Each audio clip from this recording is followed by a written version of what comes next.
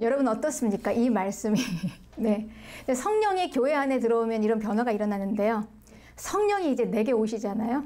내게 찾아오시면 나에게도 이런 변화가 일어납니다. 그래서 실은 우리가요, 이 말씀 때문에 내가 변화가 일어날까봐 깊이 못 들어가고 있잖아요. 혹시 내 마음을 움직이셔서 하나님이 집 팔고 밥 팔아서 다 내놓으라고 하면 어떡하지? 우리는 잘 알고 있습니다. 돈밖에 모르던 삭개오를 알고 있어요. 그 삭개오가 예수님을 만나고 나서 제일 먼저 한 행동이요, 창고를 열었습니다. 그리고 거덜났어요. 살림이 다 거들났어요. 과연 이게 무슨 일이 일어났기 때문에 이럴까요? 나에게 성령이 오시면 어쩌면 나에게도 일어날지 모르는 이 어마어마한 것. 네. 근데 여러분, 우리는 이거 염려할 것 없습니다. 각 사람의 분량대로 가는 거예요. 그렇기 때문에 우리가 이걸로 부담 느낄 필요는 없습니다. 집 팔고 땅 팔아서 다 헌금했더라, 이런 이야기일까요? 과연 이 구절이? 이건 그 말이 아닙니다. 그 말이 아니라 이것은 단순한 종교적인 이런 무슨 행동이 아니에요. 종교적인 행동이 아니라 성령을 따라가다 보니까 이게 자연스럽게 나타나는 거예요. 이런 삶이. 성령. 이제 성령이 임하시면은요, 제일 먼저 우리에게 일어나는 게 뭘까요, 여러분? 구원이라는 게 뭘까요? 어디서부터 시작될까요? 우리 안에서 시작이 되는데, 성령이 우리 안에 오시면 우리의 생각이 변합니다. 우리 인간이요, 생각이 굉장히 중요해요. 이게 하드웨어잖아요, 뇌가. 이거 부서지면 다 부서지잖아요. 생각. 네. 그러니까 생각의 변화가 되기 시작해요. 근데 우리가 대부분 행동이 생각에서 나오죠. 우리가 행동에서 내가 이거를 고쳐야지, 어떻게 해야지 해서 하는 게 그 한계가 있어요. 그 마음이 바뀌어지면, 생각이 달라지면 행동도 자연스럽게 변화가 되는 겁니다. 그런데 인간이 죄로 인해서 생각이 부패되어 있었기 때문에 죄인이 되는 거예요. 그 생각의 문제인 겁니다. 그러니 이 복음은요, 이 생각을 바꾸는 것입니다. 이제 새 시대의 질서는요, 하나님의 백성이 이제 하나님의 백성이 아브라함의 자손으로 오신 예수님의 혈통을 받은 자예요. 그런데 이 예수님이 누구입니까? 하나님의 아들이죠. 그러니 하나님의 아들이니 이게 이제 하나님의 백성이 누구입니까? 하나님의 피를 받은 자들, 하나님의 자녀들인 거예요. 그래서 이제 이스라엘이 하나님의 백성, 이렇게 되었던 그 하나님의 백성이 이제는 하나님의 자녀가 된 것입니다. 하나님의 피를 받은. 네, 어마어마하죠, 여러분. 네, 이게 우리의 존재감입니다. 그렇습니다. 그리고 이제 하나님의 피를 받고 이제 하나님의 자녀가 됐으니 우리는 뭡니까? 하나님의 가족이잖아요. 가족이에요, 이제. 하나님의 가족이 되는 거예요. 하나님의 가족으로 입양이 됐습니다. 이게 바로 하나님의 백성이에요. 그리스도인이 이제 하나님의 자녀가 된 것입니다. 그래서 우리가 이제 아버지 이렇게 부르는 거예요. 그 아버지. 요한복음 1장 12절에는 영접하는 자, 곧 그 이름을 믿는 자들에게는 하나님의 자녀가 되는 권세를 주셨다 그랬어요. 그러니 우리는 하나님의 자녀예요, 이제.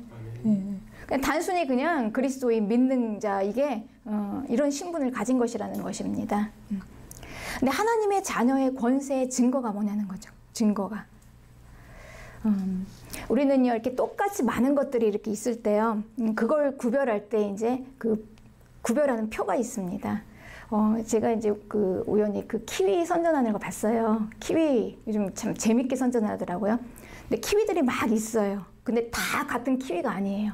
그 중에서 그 브랜드를 딱 붙인, 그 스티커를 딱 붙인 키위가 최고인 거예요. 그러니 그 스티커를 빼면 안 됩니다. 그 스티커를 지켜야 돼요. 그러니 사람이 다 똑같죠. 그렇다고 다 똑같다고 다 똑같은 사람이 아닌 거예요. 그 안에 하나님의 자녀가 있어요. 표가 있어요. 그런데 그럼 뭔가 표시가 나야 되잖아요. 뭐 스티커를 딱딱 붙이든지, 키위처럼. 그쵸? 근데 하나님의 자녀의 표시를 하나님께서는 하나님의 백성인 이스라엘에게는요, 표시를 냈어요. 그래서 표시를 내서 구별을 했는데, 몸을 찢었어요. 육체를. 할례라고 합니다. 그래서 몸을 쫙 찢어가지고 이제 대표인 남자를 딱 세우셔서 하나님께서 남자의 몸을 쫙 찢어가지고 막 표시를 낸 거예요. 하나님의 백성. 그래서 많은 사람 중에 하나님의 백성의 표가 났습니다. 할례 받은 자. 그러니 이 할례를 안 받으면 큰일 나는 거죠. 스티커가 띄어지면 큰일 나는 거예요. 우리 이제 그 키위 선전을 보니까 그 스티커를 막 지키려고 이거 떨어지면 안 되잖아요. 자기 브랜드인데. 그러니까 이 꿈을 꾼 거예요. 스티커가 떨어지는 악몽을.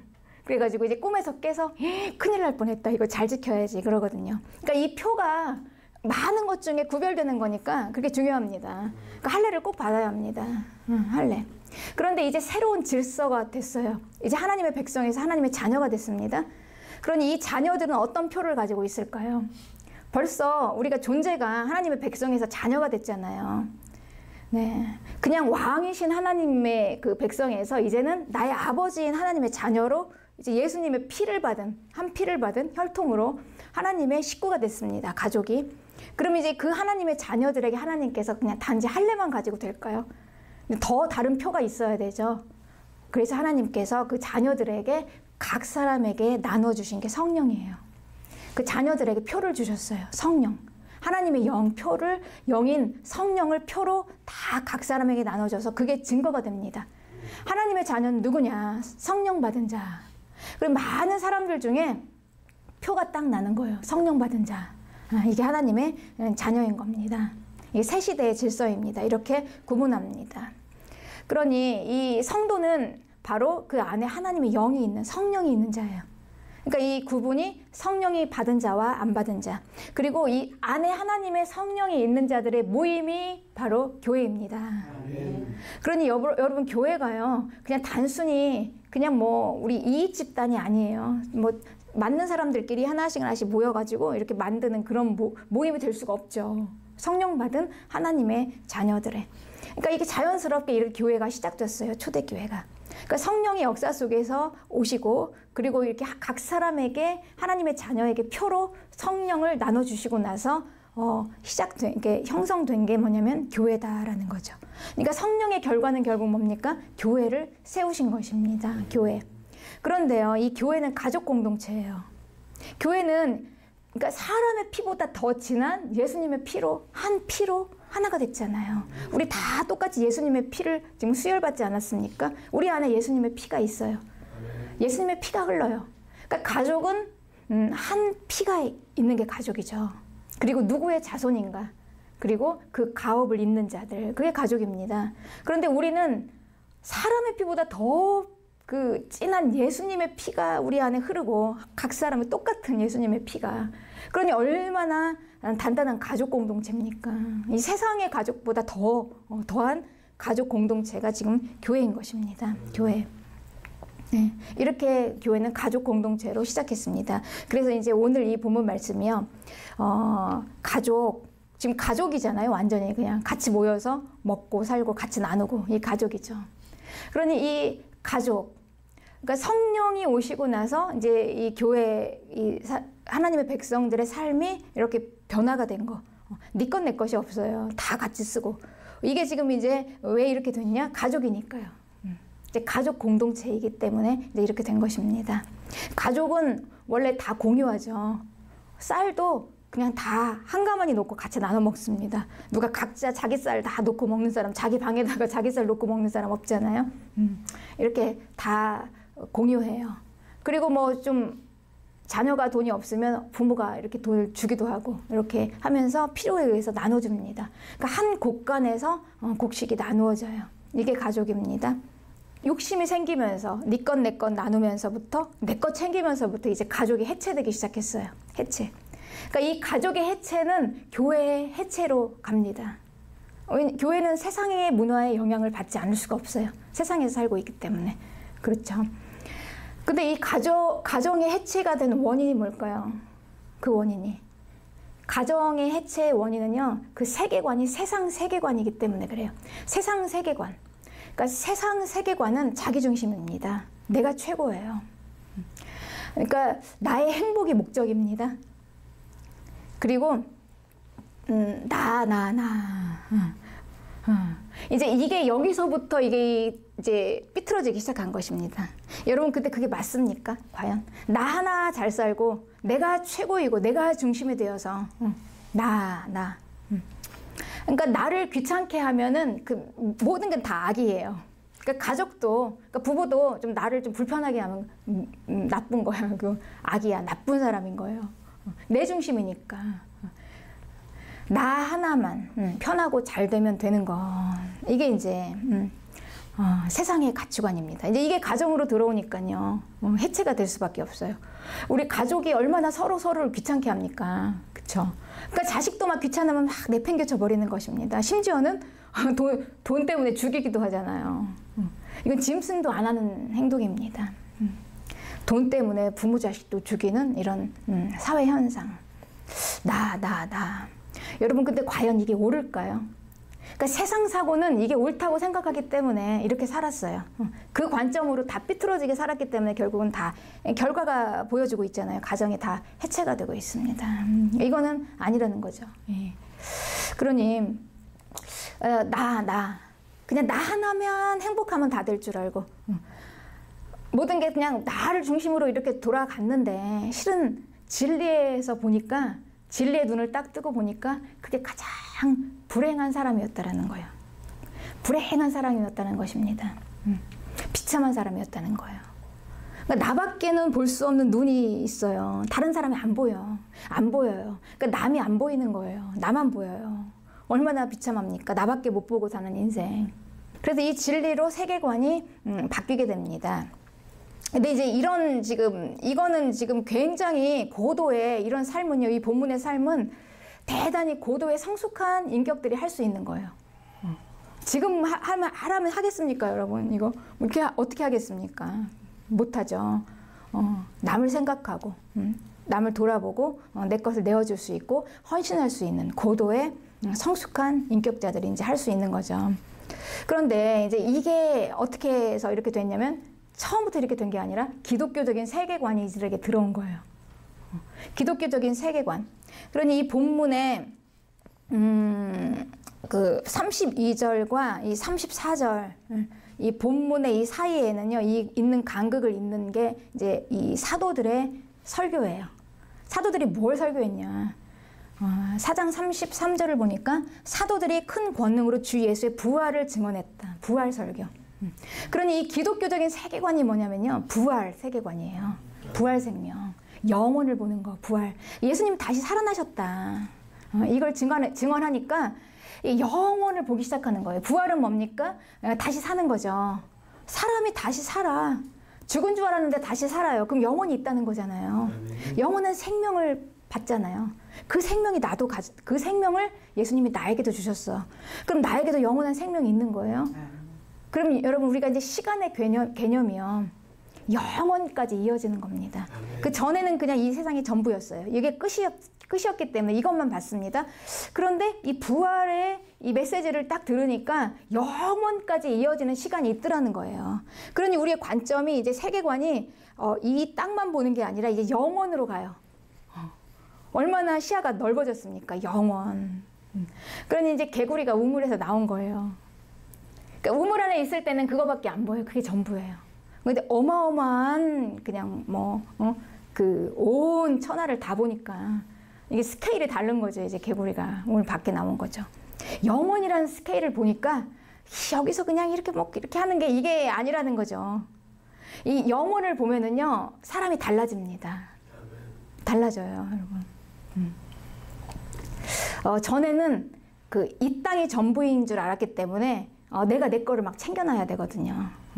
여기서 잘 먹고 잘 사는 게 목적이니까. 영혼이 없으니까. 여러분, 우리에게 만약에 영혼이 없다면 어떻게 될까요? 우리의 목적은 아마 여기서 그냥 한 판 그냥 끝장나게 살아보자, 이거 아닙니까? 그냥 한번 살아보자. 우리 예수님 믿기 전에는 다 그렇게 했을 거예요. 그래서 돈 벌자. 돈이 최고야. 막 쾌락. 그냥 한 판인 인생인데 그냥 한번 살아보지 뭐. 이거 아닙니까?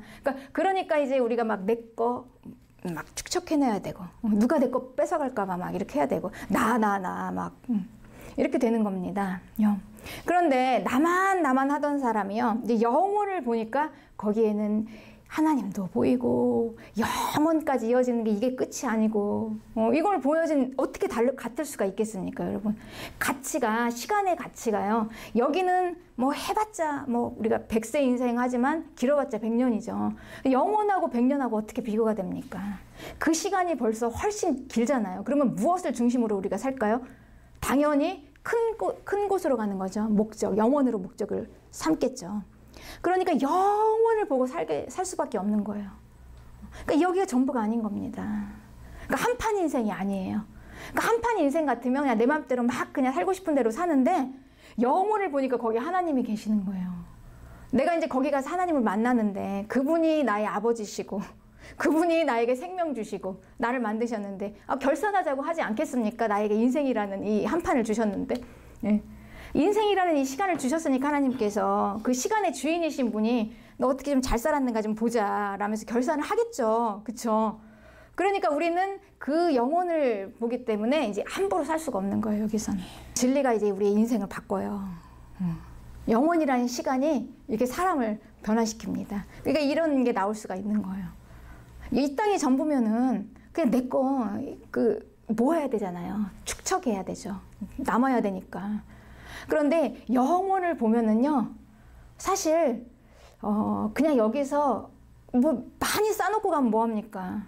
많이 싸놓고 가면 뭐예요? 내가 여기서 그냥 죽기 살기로 돈 벌어가지고 막 몇백억을 싸놨어요.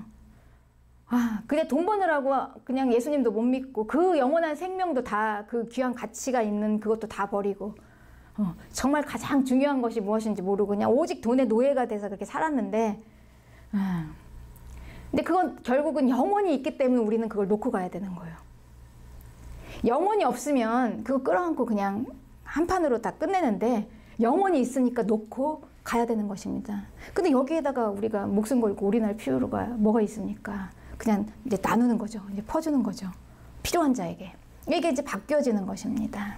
근데 이제 개 중에 그런데 여기서 이 아나니아와 삽비라라는 부부가 하나 있었어요.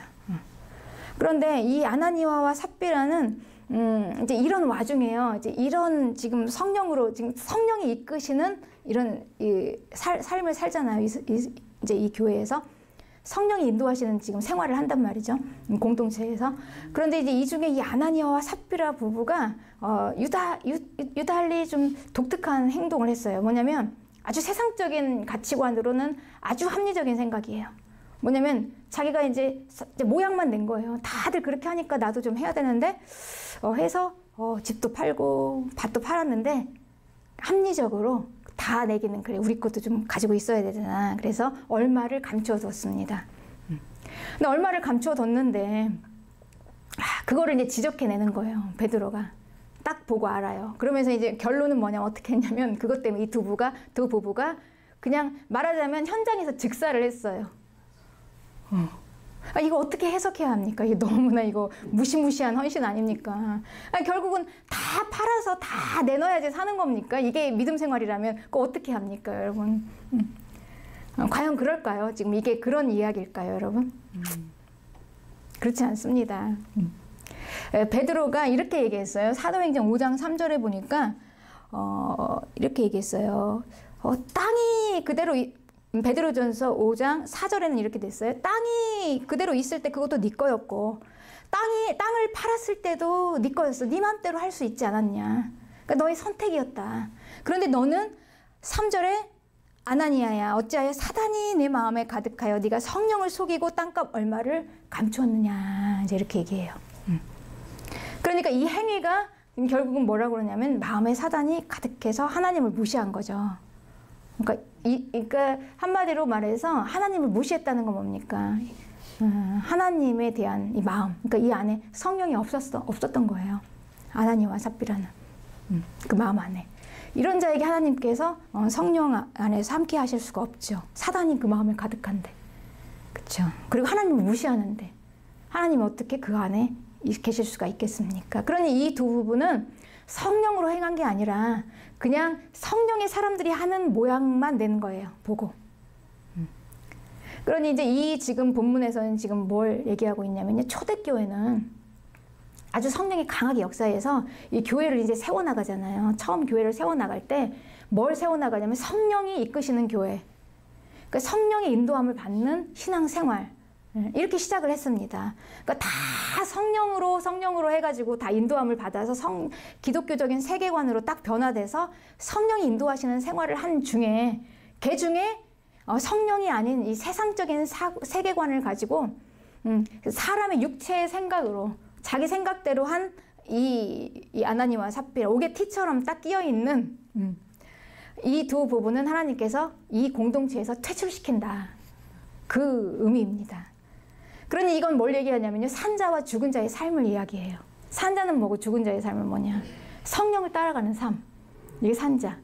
그러니까 죽은 자의 삶은 뭐냐. 이렇게 육체를 따라가는 삶. 그걸 지금 이야기하고 있는 것입니다. 그렇습니다. 그러니까 성령의 역사가 아주 강력하게 일어나는 곳에서는요. 이렇게 육체의 일들, 마귀의 일들이 금방 드러납니다.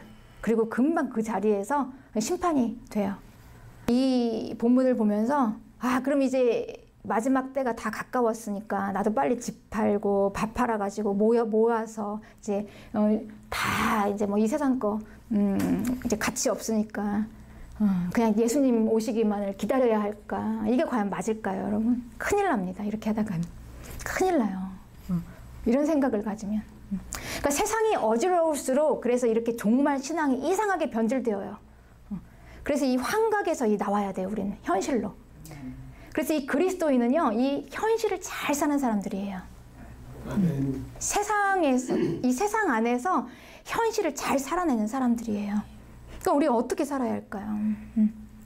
어떻게 살아야 할까요? 우리는 이 세상에서 주는 이 세계관으로 살아가면 우리는 망하니까요. 이제 하나님의 이 성령이 주시는 하나님의 그 세계관으로 우리가 따라가야 되는데, 예수님께서는 요한복음 16장 32절에 이렇게 말씀하셨어요. 세상에서는 너희가 환난을 당하나 강하고 담대하라, 이렇게 말씀하셨어요.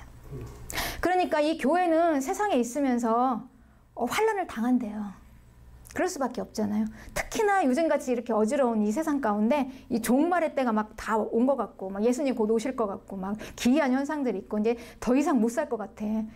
그러니까 이제 잠깐 사람들이 이제 이걸 악용을 해서 이제 환각으로 이제 빠지는 거죠. 그냥 우리 집 팔고 다 논 팔고 팔아가지고 다 어디 가서 뭐 여기서 유토피아 같은 섬 하나 사서 거기 가서 그냥 살자. 네. 큰일 나요. 큰일 나요, 여러분. 예수님께서는 그렇게 말씀하지 않으셨어요. 너희가 환난을 당한다.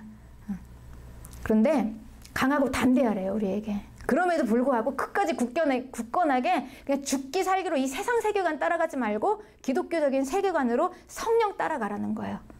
왜냐? 내가 세상을 이기었노라.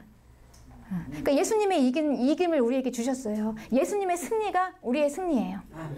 그러니까 이 승리로 세상을 이기면서 살라는 거죠. 우리 것이 아니라. 이거는 마귀를 이긴 승리예요, 여러분. 예수님께서는 마귀를 이기셨습니다. 그래서 세상을 이기신 거예요. 내 힘으로 마귀를 이기고 세상을 이길 수 있습니까? 여러분, 이렇게 지금 종말이 가까워오고 어지러운 이 세상에 여러분 여기에서 내 힘으로 평안하게 잘 살 수 있습니까? 우리 그렇게 살 수 없습니다.